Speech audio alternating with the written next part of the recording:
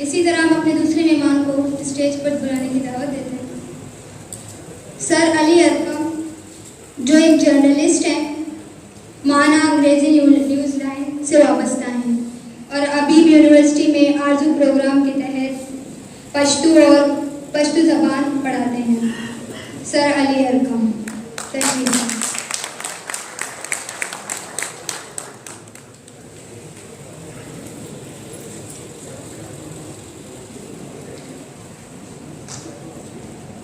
سب سے پہلے تو میں اس پروگرام کے منتظمین کا شکریہ ادا کرتا ہوں کہ انہوں نے اس حوالے سے پھر خاص طور پر مادری زبانوں کے عالمی دن کے حوالے سے مجھے پشتو زبان کا اور اس کے حوالے سے بات کرنے کا موقع دیا ہے۔ بنیادی طور پہ یہ جو کافی بات تو ہو چکی ہے، لیکن یہ جو دن منایا جاتا ہے 21 فروری کا، اب یہ اسے ایک طرح سے ایک نیگیٹو وہ یہ ہے، لیکن یہ کہ یہ احساس بھی ہمارے ملک کو حاصل ہے کہ 21 فروری کے دن ہم نے بنگلہ دیش جو ابھی بنگلہ دیش کہلاتا ہے، وہاں کے لوگوں کے نیشنل لینگویج کے اس مطالبے کو نہ مانتے ہوئے ان کے اوپر فائرنگ کی، اور وہ واقعہ جو ہے وہ اب دنیا میں مادری زبانوں کے عالمی دن کے حوالے سے منایا جاتا ہے۔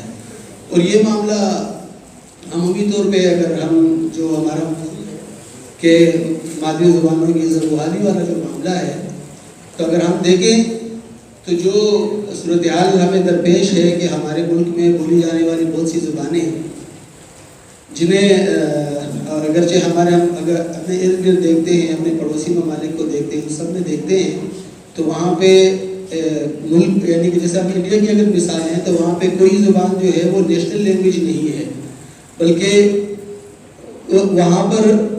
آفیشیل لینگویجز اگر وہاں پہ انگلش اور ہندی کا استعمال ہے، لیکن اس کے علاوہ تمام ریاستیں جو وہاں پہ موجود ہیں ان سب ریاستوں کو اپنی اپنی زبان کے اختیار کرنے کی آزادی حاصل ہے۔ یہاں پر پہلے دن سے یہ سلسلہ ہے، ہم نے جو یہاں پہ زبانوں کے حوالے سے، کلچرز کے حوالے سے جو ڈائیورسٹی ہونی چاہیے، جس تنوع کو ماننا چاہیے، جسے تسلیم کرنا چاہیے، اس کے حوالے سے ہمیشہ ایک تاثر یہ رہا ہے کہ ہم نے ایک سنگل اور ایک خاص قسم کی جو ہے وہ شناخت جو ہے زبردستی مسلط کرنے کی کوشش کی ہے۔ اس کے لیے کبھی ہم مذہب کا حوالہ ڈھونڈتے ہیں، کبھی کوئی اور حوالے ڈھونڈتے ہیں، اور اس طریقے سے ہم یہاں کی موجود جو خود کی ایک تنوع ہے، ہمارا جو خطہ ہے، یہاں پہ جو بہت سے اقوام کا جو ایک منبع ہے، اس کو ہم ماننے سے انکار کرتے ہیں۔ اب اگر ہم کراچی کو دیکھیں اور پھر خاص طور پر جس علاقے میں یہ پروگرام ہو رہا ہے، اگر ہم لیاری کو دیکھیں، جسے کہ میں کہتا ہوں کہ یہ کراچی شہر کی ماں ہے، کیونکہ کراچی شہر نے صحیح معنوں میں جسے شہر کہا جاتا ہے، اس نے جنم جو ہے وہ لیاری سے لیا ہے۔ اور پھر لیاری کی ایک خصوصیت پشتونوں کے حوالے سے یہ بھی ہے کہ جب پشتونوں نے کراچی کا رخ کیا اور معاشی ہجرتیں یہاں پہ ہوئی، تو ان کی بھی جو ارلیسٹ سیٹلمنٹس ہیں، شروع کی جو سیٹلمنٹس ہیں، تو وہ لیاری کی اطراف میں ہی ہے۔ جتنے بھی ہمیں پرانے لوگ یہاں ملتے ہیں جو کہ 40s میں یا 50s میں یا 60s میں آئے ہیں، تو وہ کوئلہ گودام جو کہ گلستان کالونی اور یہ علاقے کہلاتے ہیں، اس کے بعد شیرشاہ ہے یا اس طرف کے جو علاقے ہیں وہ آباد ہوتے رہے، لیکن پہلا جو ان کا مسکن ہے وہ بھی لیاری ہی رہا ہے۔ اور کراچی کی پھر ایک زبردست خصوصیت یہ بھی ہے کہ پشتو زبان کا جو معاملہ ہے، جس طرح سے ہم اگر جغرافیائی پیرائے میں اسے دیکھیں تو 3 ریجنز ہیں پشتو زبان کے حوالے سے، جس کو ایک کو ہم شمالی پختونخوا کہتے ہیں، ایک کو جنوبی پختونخوا کہتے ہیں، اور ایک کو ہم جو مرکزی پختونخوا ہے یا وسطی پختونخوا کہتے ہیں۔ شمالی پختونخوا سے مراد جو خیبر پختونخوا کا صوبہ ہے، جنوبی پختونخوا سے مراد جو بلوچستان کا جو اس وقت صوبہ ہے، اس میں جو پشتون اضلاع ہیں، اور جو مرکزی پختونخوا یا وسطی پختونخوا ہے جو فاٹا کے علاقے ہیں، وہ جو جنہیں ہمارے یہاں قبائلی علاقے کا لفظ کہا جاتا ہے، ان کو اگر ہم دیکھیں ان کے جتنے بھی لہجے ہیں، جو کہ 3 بڑے لہجے بھی گنے جاتے ہیں پشتو زبان کے ڈائلیکٹس کے حوالے سے، اور یہی شمالی، جنوبی یا درمیانہ یا وسطی پشتونخوا کا۔ لیکن کراچی نے کیونکہ یہاں بسنے والے جو پشتون جو مختلف ریجن سے، مختلف علاقوں سے یہاں آتے رہے ہیں، یہاں آباد ہوتے رہے ہیں،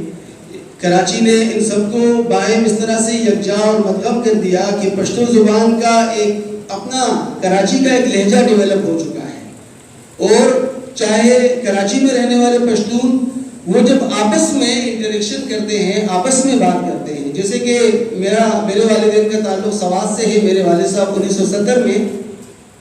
کراچی میں آئے اور یہاں پہ مزدوری کرنا شروع کی اور اسی سے جو ہے ہمارا دادی کے خاندان کے لوگ بھی آباد ہوئے. اس طریقے سے چاہے وہ افریدیز ہیں, چاہے وہ وزیر ہیں, محسود ہیں, چاہے بلوچستان کے مختلف اضلاع کے پشتونز ہیں, وہ جب یہاں پہ آئے ہیں وہ آپس میں جب گفتگو کرتے ہیں تو وہ ضرور وہ اپنے خاص لہجے میں بات کرتے ہیں. لیکن جیسے ہی وہ کسی اور خطے کے, جیسے میرے پڑوس میں رہنے والے مغن ایجنسی کے لوگ ہیں, تو جب وہ مجھ سے پشتو میں بات کرتے ہیں تو وہ اپنے لہجے کی جو مخصوص وہ ہے اسے چھوڑ کے ایک زیادہ قابل قبول جو لہجہ ہے جسے میں یعنی سوات کا یا خاص طور پر سمجھ لیں کہ یوسف زئی لہجہ بولنے والا پشتون بھی آسانی سے سمجھ سکوں, تو وہ اس لہجے میں بات کرنا شروع کر دیتا ہے. تو یہ اس شہر کے جو جسے کہ وجہ طور پہ عموماً سیاسی حوالے سے بہت زیادہ اس کا ذکر بھی ہوتا ہے کہ پشتونوں کا سب سے بڑا شہر ہے. پوری دنیا میں جتنی بڑی پشتون آبادی کراچی میں ہے, ایون پختونخوا یا کسی اور علاقے میں بھی اس طرح کا اتنا بڑی آبادی نہیں ہے. تو یہ کراچی کا پشتونوں پر ایک احسان ہے کہ اس نے انہیں ایک یعنی کہ آپس میں زیادہ وہ جس خطے میں رہتے ہیں وہاں وہ اتنے زیادہ کنیکٹڈ اتنے انٹیگریٹڈ نہیں ہیں جتنے کہ وہ کراچی میں انٹیگریٹڈ. پھر آج کے تناظر میں اگر ہم دیکھیں تو پشتو زبان کے حوالے سے جو پشتونوں کے اندر ایک کلچر ہے کہ ان کے جس طرح یہاں پہ لیاری لٹریری فورم ہے, تو یہاں اس طرح سے پشتونوں کی آبادیوں میں مختلف قسم کی ادبی انجمنیں, ادبی تنظیمیں ہوتی ہیں. اور صرف کراچی میں بڑی اگر دیکھی جائے جو کہ متحرک ہیں, ایسے تو نام پہ شاید بہت ہوگی, لیکن جو متحرک تنظیمیں ہیں وہ ابھی بھی 13 سے 15 ادبی تنظیمیں ہیں جو کراچی کے مختلف علاقوں میں کام کرتی ہیں اور ادبی سرگرمیاں انجام دیتی ہیں. اس طریقے سے یہ کراچی سے پشتو زبان میں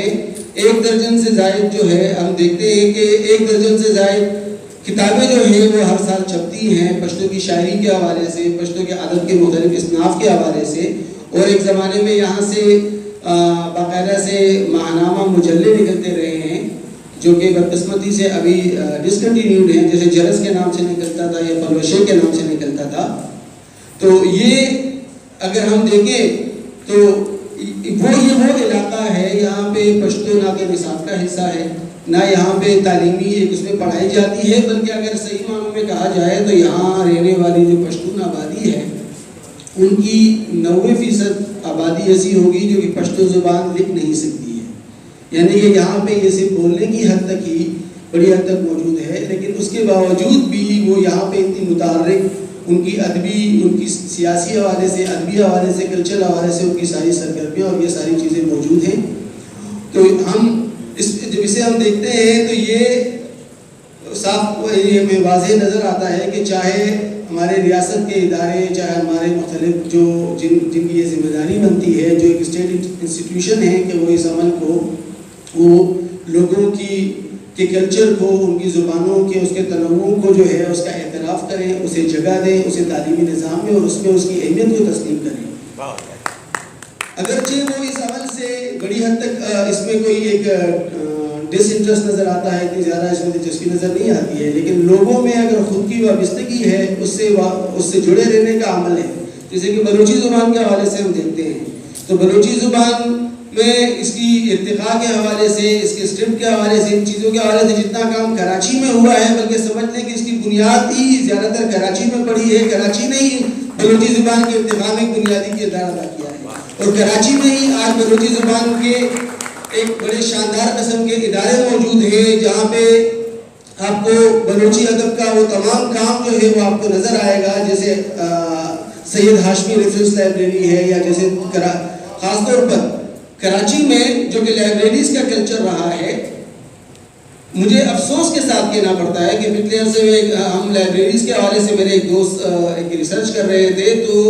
پشتونوں کے علاقے کی بہت سی لائبریریاں ہیں وہ مطلب یہ کہ اجاڑ ہو چکی ہے. جیسے رحمان بابا کے نام سے لائبریری ہے, وہاں پہ جو ہے وہ بالکل سناٹا ہے, کوئی کتاب نظر نہیں آتی, بیٹھک نظر نہیں آتی ہے. پھر دوست پبلک لائبریری ایک پرانی لائبریری ہے, وہ آج موجود ہی نہیں ہے, اس کی کتابیں جو ہے کچرا کنڈی میں پڑی ہوئی ہیں اور بہت سی کتابیں غائب ہو چکی ہیں.